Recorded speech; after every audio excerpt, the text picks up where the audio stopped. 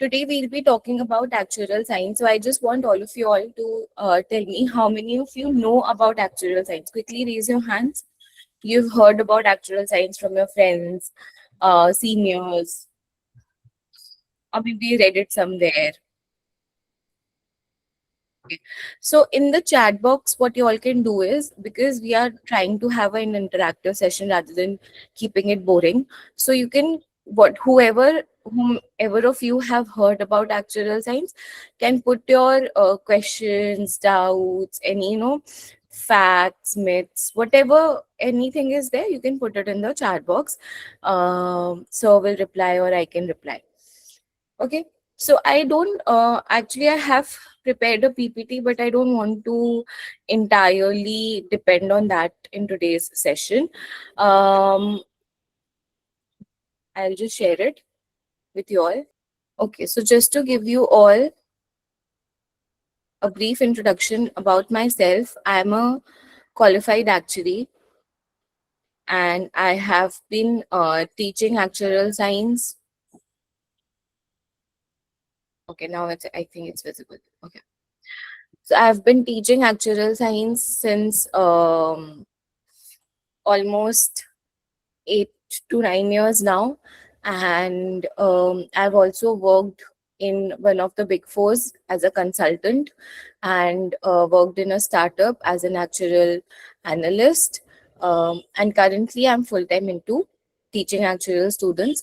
Um, I have helped a lot of students qualify, and at the same time, I have done my data analytics and integrated program from IIM Indore. So yes, and we with me today, I have Praveen Patwari sir. He is a chartered accountant and FRM. He has 14 papers completed. He's left with one last actuarial examination. He's been teaching since last 10 to 12 years now, and he has trained more than 3,000 actuarial science students across the globe. So, if he is, I think, one of the best persons in entire India who can talk about actuarial science in a very detailed manner, because he knows in and out of it. So yes, let's begin. Now I'll be quickly just giving you all a good idea. I'll not be going through the PPT because I feel it's very boring. So what uh, actuarial science is the core of your financial services sector. Now, financial services forms approximately 35% of the entire GDP. So, of the India's GDP. So you can understand that if we want India to grow, and if Modi is expecting, the government is expecting that we are going to reach that 5 trillion mark, then obviously financial sector is to be the one of the sectors aiding that kind of growth, right? And we are into a profession where we are actually balancing risk and finance together, right? So you might have heard, those who have heard about actuarial science, people talk about insurance a lot in actuarial science. If I talk about basic stat in India, only 3% people are actually buying insurance product. Rest, they are not. If you talk about global average, that's somewhere around 7%. So just imagine if so many people across India, they start buying, and there is something called as insurance for all by 2047, which the government is aiming for. So if by 2047, if not all, at least if 50% people are buying insurance, we will be from 3% to 50%. So that's the kind of boom, that's the kind of demand, that's the kind of supply this industry will be having in the next decade, right? So that's why we see a positive outlook in India. And if you compare India with any other neighboring countries or any emerging nations, India is growing at the fastest rate, right? We are the only economy who is growing at such a kind of a rate.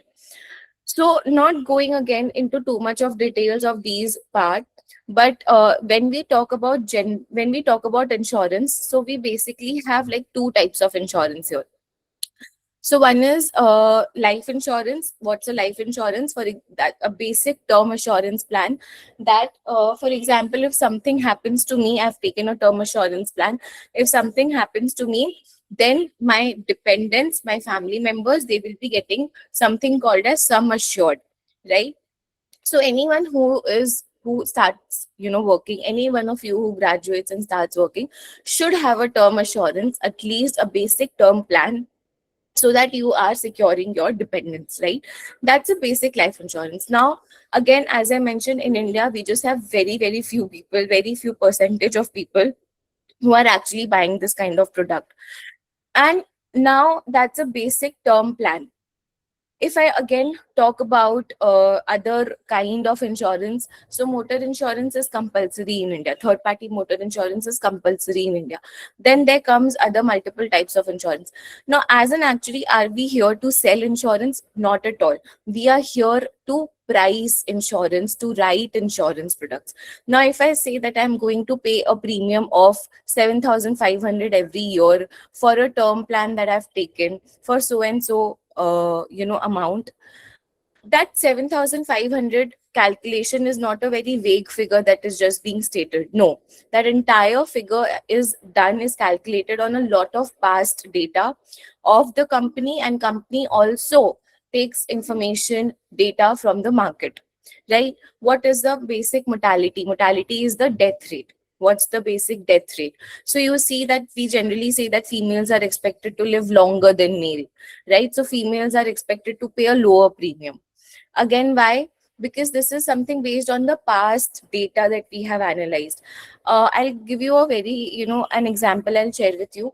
In 2024, my mother had chest pain. She had like severe chest pain. She was having approximately, I think, for a month. So the doctor we visited to, he is a very good heart surgeon in Calcutta. So he mentioned this to us that earlier, when he used to, like, when he was maybe 10 years back, at that time, all the patients who used to come for heart disease or any heart problem, 90% were male, or more than 90% were male, and rest were females. Now the situation is that approximately 60% are male and rest 40% are female.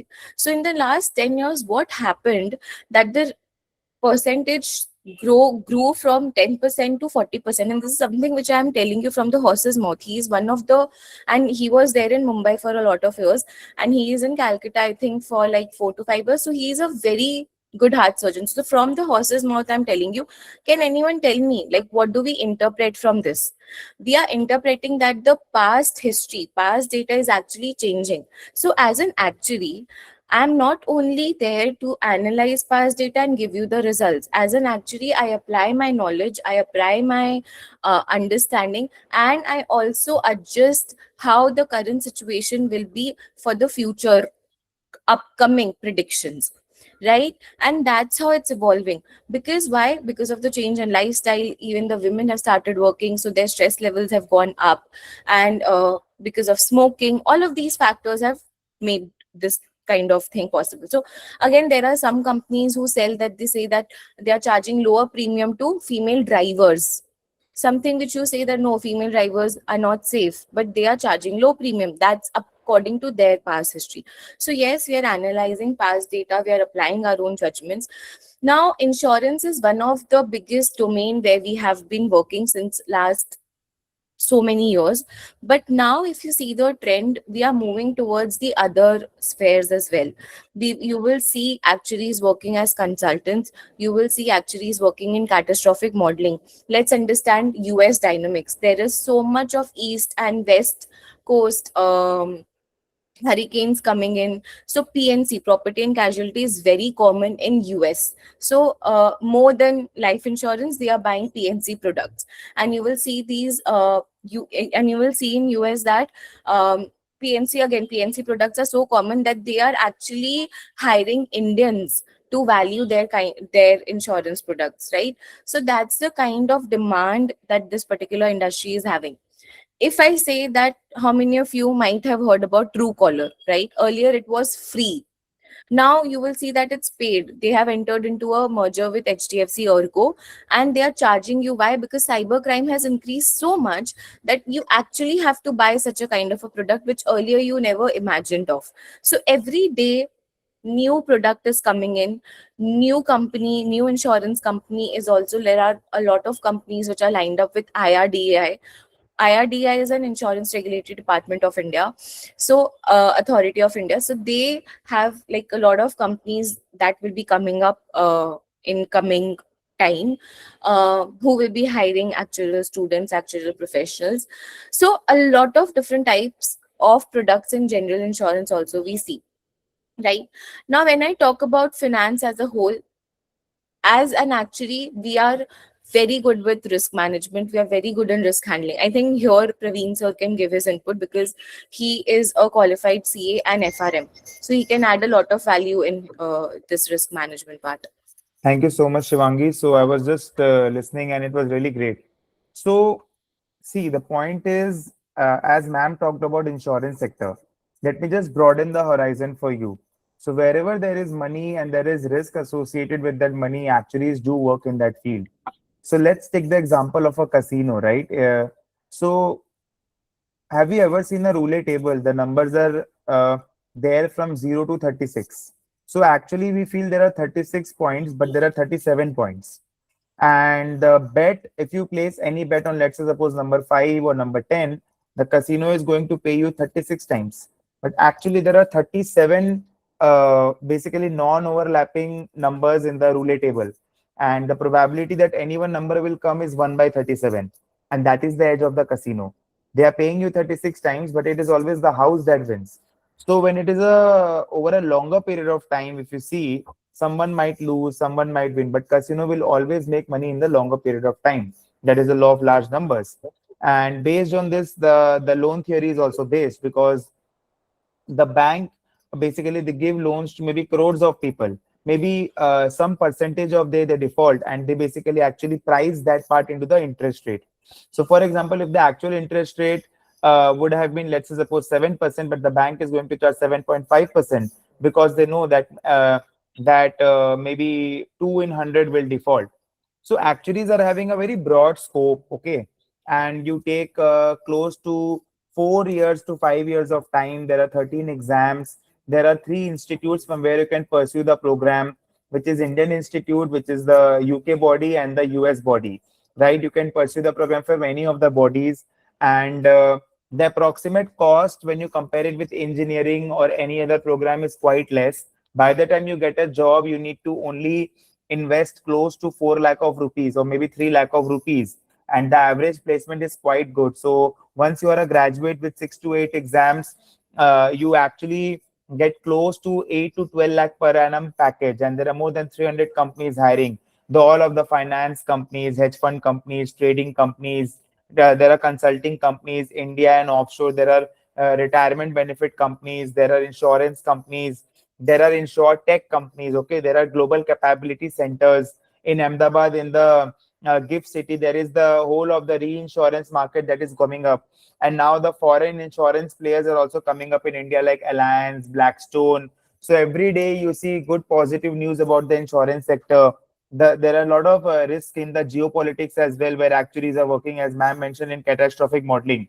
So there are varied scope. Actuaries are also working in the tech, in the Python.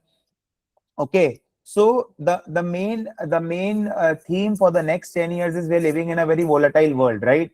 And these are all the places, as we have shown in the PPT, that actuaries can work in a varied type of field. So previously, actuaries were working only in the insurance sector, but now basically they're working in different sectors, and the pay is also quite good. So by the time you are a fellow with close to 4 years of experience, the average pay is close to 35 lakhs, which is quite good when you compare it with top 10 MBA degrees. So the main basic difference between an MBA and an actuary is that actuary is a distance learning program and MBA is an on-ground program. So once you qualify and after 4 5 years of experience, you feel that yes, you need a post graduation degree, you can do MBA as well. And since the main core of the actuary's papers is statistics, mathematics, so people also have a myth that there is very high level of mathematics involved. The things are not like that, because in actuaries, the main theme is you need to understand what risk is, where the risk lies, and how to mitigate those risks. So let me give you some interesting examples. Like I gave you one for casino. Ronaldo's legs is insured, some singers lips is insured, because it is the main part of their body which through which they earn their income, right? So moreover, you see, with the war going on, more and more applications of actuaries is there with the AI coming in. So actually, someone who can understand the machine learning part, large language models, Excel, Python, all these things really well, right? And more importantly, India is becoming the global hub for actuaries. And it's a myth that there is a lot of mathematics and statistics. You get maths and stats in 4 exams, which is CM 1 and 2. Shivangi, if you can just scroll up to the paper progress sheet. So basically, one of the most prominent places from where you can do the course is the IFO, which is the Institute and Faculty of Actuaries UK body. Since the concept of insurance originated in the UK, UK actually dominates the insurance market. And if you can just scroll to 13 papers, and in the first you give 7 exams, and you study about business finance, business management, economics. You study about financial maths, life contingencies. You study about risk modeling, survival analysis. You study about stats, cash flow modeling. You study a lot of things in the first 7 core papers. Once you clear this level, then basically we go to the next level, which is actuarial practice, where you basically actually understand solving the practical business problems. So in actually there is less of mugging up and more of actually the application based part is there, right? And you also study communications, how to basically communicate to non-actual audience, to your peers, to maybe your seniors, to your team members. There is a paper on modeling, basically there's separate paper on Excel. So the course is well structured, and the last 3 exams basically you can choose from a variety of fields. There is life, health, general, there is risk management, there is derivatives, there is finance, and basically you can specialize in the field in which you want to work in. So basically, it is one of the best and the prominent courses in India from where you can build the base. Okay, there are a lot of myths about actuaries that AI will replace actuaries. The answer is no. Time to basically um, become an actuary, we have already mentioned that close to you actually need close to 5 years of time to become an actuary. Just after your class 10th you can start, but if you're in graduation you can do it. And degree after class 12 you can choose eco, math, stats, or maybe BCom, BMS. Any degree works, because the kind of professional training that we provide, you actually don't need to rely on your degree, right? So that is one more thing. And if you talk about, if you can just move on to the jobs part, if you can just move on to the jobs, but some of the companies, uh, yeah. So basically, this is some of the companies, the life insurance companies, the general insurance companies. There is Towers and Watson. There is Aon. Okay, there are big 6 consulting firms like PwC, EY, KPMG, Deloitte, and there is Grant Thornton, BDO. Okay, there are more and more independent practitioners coming up after 8 to 10 years of experience. You can open up your own consulting firm like a chartered accountant and a lawyer firm, and you can easily once you go to the conferences, and you can basically get some good clients. Okay, so and actually, as I already mentioned, so first we can divide the role of an actuary into 2 to 3 parts. So an actuary is someone who understands risk really well. They understand the extreme events really well. They model the probability of happening of those events, and what is the estimated financial loss if that event is happening, and how to basically develop different kinds of insurance for that product. So, for example, whenever you go out, if you feel that whether it will rain or not, your insurance is your umbrella, right? So basically you can apply into today every day. So for a bank there is proper deployment of risk officers who are chief risk officers, because it's very important in the credit risk department, in the market risk department, in the operational risk, liquidity risk, there is treasury management. So in all these fields actuaries actually work, right? So wherever there is money and there is risk associated with the money, the actuaries they work there. So it's not a course only limited to insurance. So basically, it's a broadened perspective. If you see, you can think about an actuary who's a risk expert. So wherever there is risk, an actuary is already placed there. So it's about that. And now actuaries are slowly moving into non-traditional sectors, like they're doing their own business. um, they are opening up their own consulting firms. They're working in data science, they're working in finance and different fields. So is it compulsory to do an internship before getting a job? It's not like you need to do a compulsory internship. If it's there, and if you have some kind of source, it's good. Or else you can start after your graduation as an intern only. So Rashida, that's not a problem. So I'll just invite ma'am if she is having more such points to basically add, and then we can take Q&A, because I want it to be more interactive. So I think most of the things are already covered by sir. So just to give you a basic outline now, okay? We've talked a lot about where the actuaries are working, companies hiring, right? In different institutions from where you can pursue actuarial science in India. Now let's talk about the pathway. So if you are in your junior college, or maybe in your first year or second year of your college, and if you are now planning to take up actuarial science, uh, the exams happen twice in every year. So you can start planning the semesters accordingly. We have exams in the month of March, April, or in the month of September, October, right? So that's how you can plan your examinations. And in each term you can appear for one paper or more than one paper, depending on how your preparations and how your time limit is. The only thing which is needed over here is a lot of consistency, yes. So you can, after, just after your class 12th, or maybe even if you're in class 11th, you can start pursuing with actuarial science, and we'll plan out the path accordingly.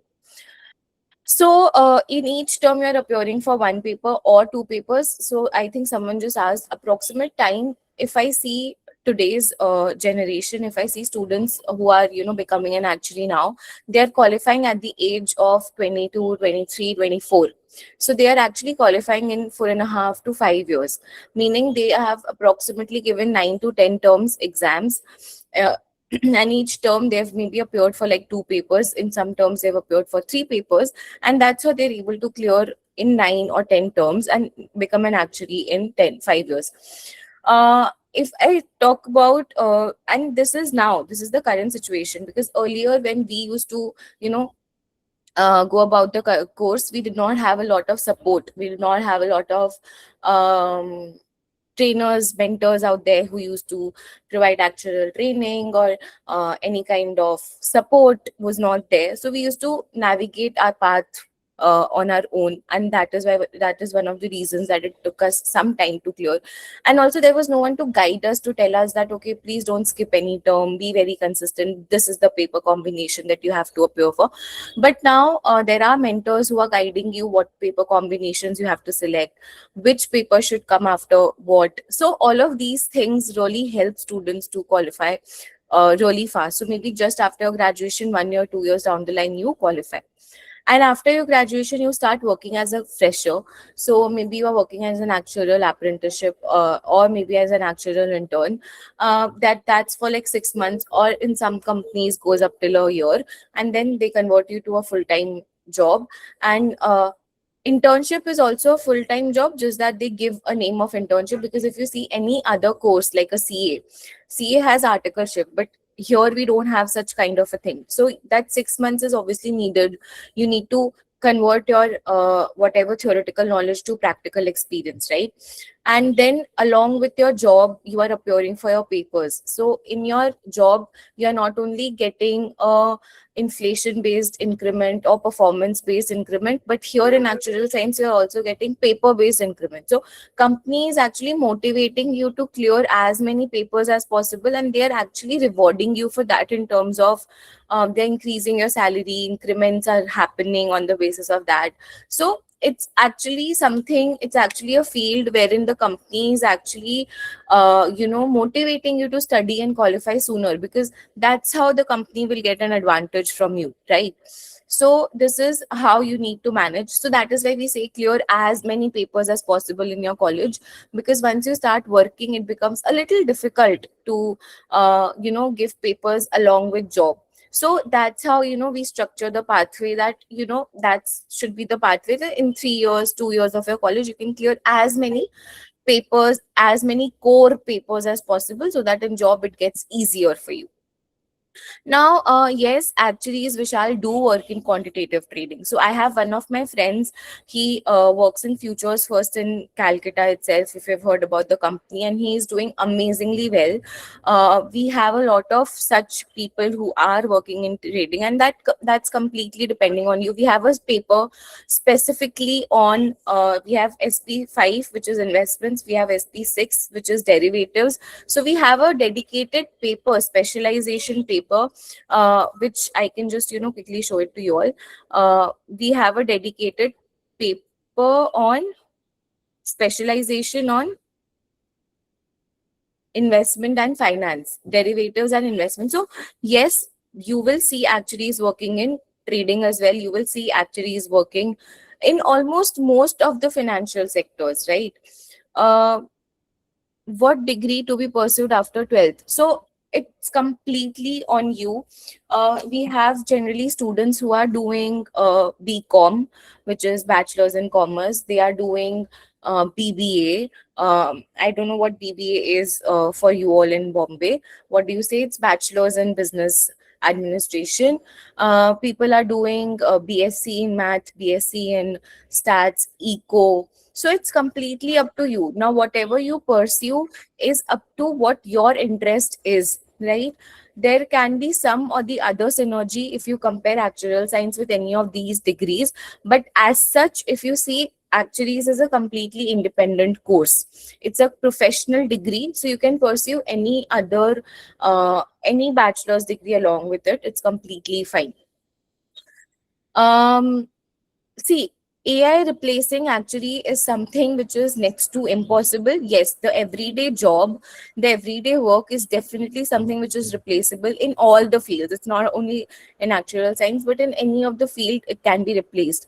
But the intellect, the knowledge level, the human emotion, or the human, I would say, quotient, which is something which is not be cannot be replaced by AI easily, because and actually applies his or her judgment basis of past experience that he or she holds, right? So that AI can never do.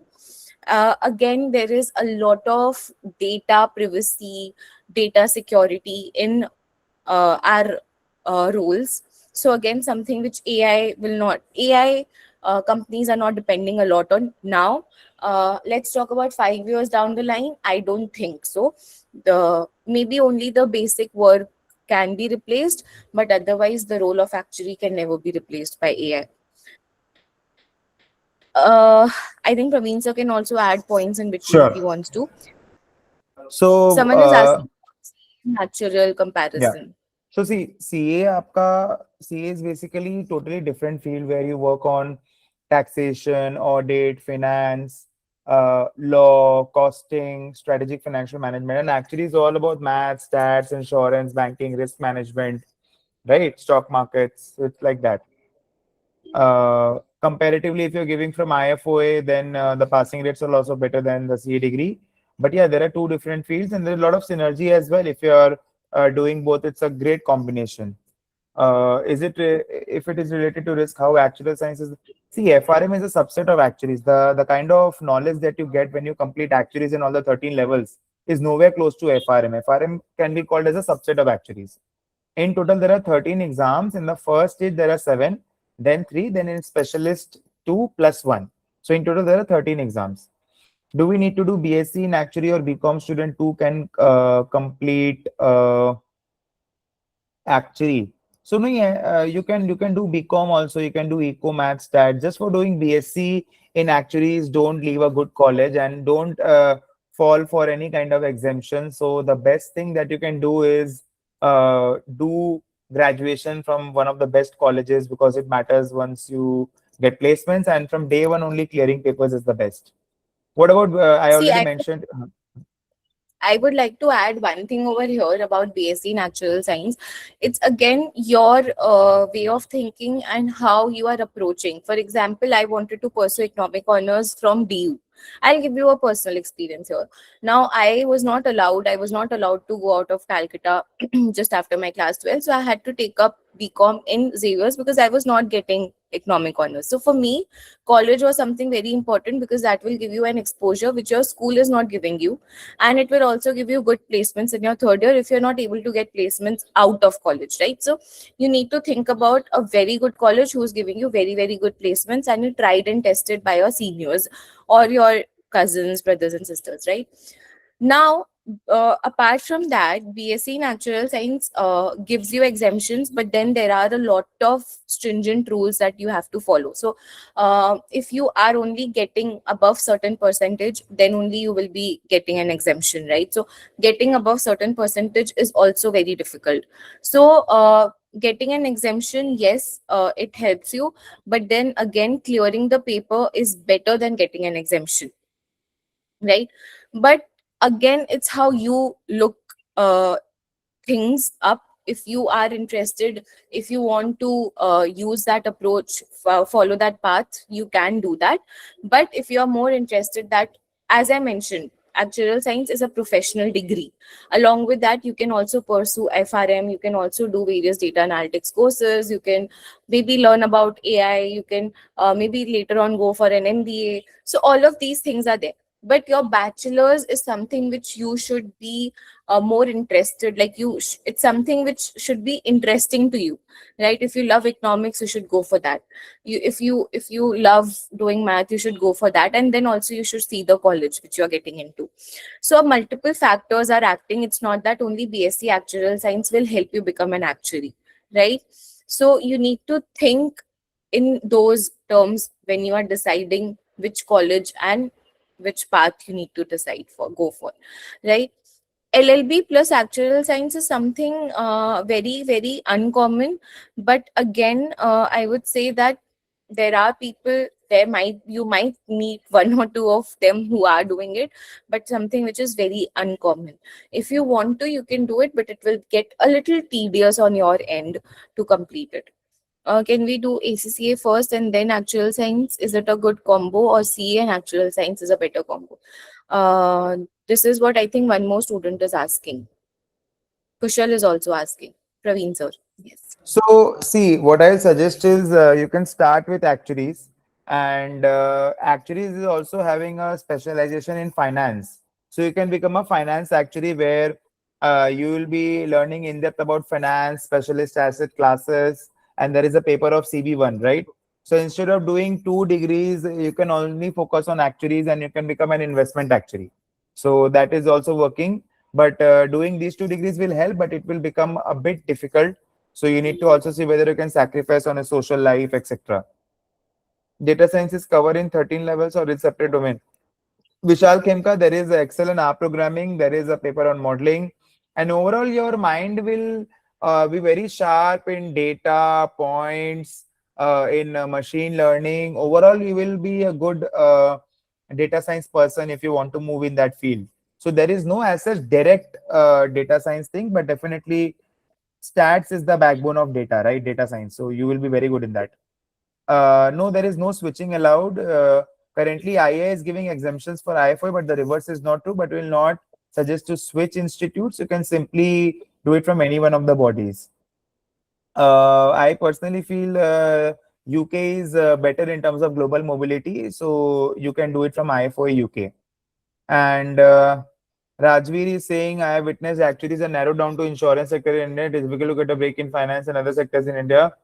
Rajveer, I will like to disagree. The markets are opening up. There are many fields in finance which are opening up roles for actuaries. Hedge fund companies is there, banking companies is there, tech companies are there. So basically, it all depends on how your profile is. So if you are building your profile in that manner, and definitely they are going to hire you.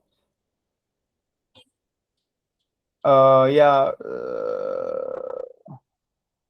Do we need to learn basic programming? Everything is covered in the course. And someone asked best training partner. So see, while selecting your prep partner, you should always see the institute which is providing training for all the levels, for all the specialization papers. And across the globe, AI is the only one who does that. So basically, we are the pioneers, and we have a pipeline of 30 plus qualified actuaries, those who are training all the levels. So basically, at every point in time, you will get a specialized kind of guidance, right? So don't just think ki we will do one paper from here, one paper from there. It will basically be a very, very, very difficult thing, and you will just need to shift from here and there. Sometimes this training institute. So have a good prep partner, and placement is one of the biggest things that we have worked on. So no one is basically giving placements. And more importantly, we have a dedicated placement company, MK Recruitments, through which all our students they're getting placed. So again, one of the largest alumni in India that we are having of close to 100 plus qualified actuaries, and moreover, we are also having a pool of 500 plus professionals, those who are working in more than 200 plus companies in India. So that again gives you the edge, right? So you always need to find what is your edge. So AI is your edge if you are in the actuaries field. Actually, it can be adding of CPU and from IA. Didn't get your query. Uh, Passing CP1 is not a big challenge, yeah, because we have got specialized training, good resources, so that again is not a problem. II volatility is there in the passing rates, so you need to basically think about that. But overall, some of the times you might get stuck in maybe one or two exams, but over a longer period of time, you see you can clear all the exams. And can actuarial science be done through college? It can be done through college. In Bombay, there are more than 7 to 8 colleges offering BSc in actuarial science. But again, once you give the payment, it's all about how credible they are, what quality of teaching is there, and more importantly, here in training, private institutions, you always have the freedom of mobility, right? And more importantly, you know who is teaching which subject. So that kind of freedom is not there in the college. So I will suggest select the prep partner wisely, because it will either make you or break you.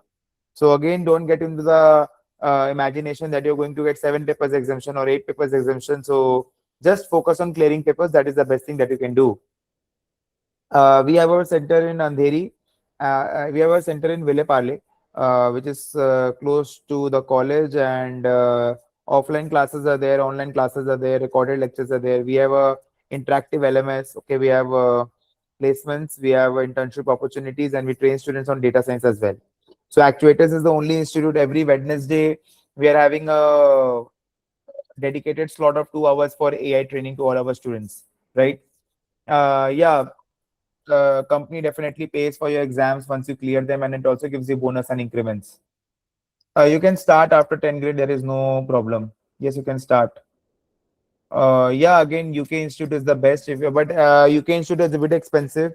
The average paper cost in UK body is close to 35,000, and the average in the Indian body is close to 17, 18,000. And the retake exam in IFO is also the same as the examination cost, but in Indian Institute it is close to 6,000. So there basically you will be having the uh, difference in the amount. So if you are financially sound, you can choose IFOA because there is global recognition. And if you are not so financially sound and like to accept the challenges, then Indian Institute is the best. So the passing rate is a bit volatile. Uh, so someone is saying address. You can just Google Actuators Mumbai. I'll just tell Krisha if she can guide, and I can also share my number, no issue. Okay. So basically, you all can connect post the session also. Why should we choosing? So we are not saying to choose us. So I think this is not the point of discussion. Rajveer, you can just select any of the bodies. Everyone knows which bachelor degree is good with actual science. Eco math stats is something that we prefer because recruiters they also look for eco math stats. And if you are not getting eco math stats in a good college, you can go for BCom, BAF, BFM. You can basically go for any of the good degrees, but the college should be good because a good college means a good networking, and the placements are also good, right? Okay. So entrance exam also you can get the details. We have mentioned the institute. You can just get the details. Is anyone having any more query? Yes, you can start your prep now, Chil Jain.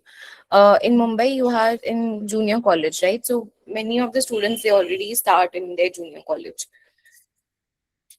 You can start off by giving like one paper in one term, and it's just that you need to decide on the papers very carefully, that which paper you should appear for, because you need to also balance out your school.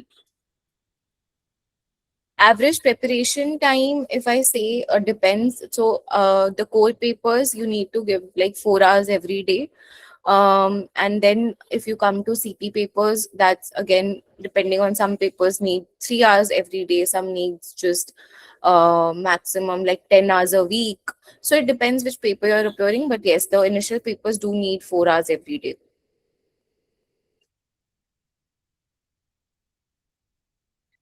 That's it. Thank you so much for inviting us to speak, but definitely always there to help you out for any kind of counseling or guidance you need. And when you want any kind of comparison between other institutes. So thank you so much. Thank you so much. And I really like the questions. And definitely, Actual Science is one of the best programs, but definitely don't do it just because someone else is doing it. You need to have your own analysis of pockets of pluses and minuses. Okay. And yeah, you can easily Google my name and you'll get all the details. Thank you so much. Thank you, guys. Thank you. Thank you.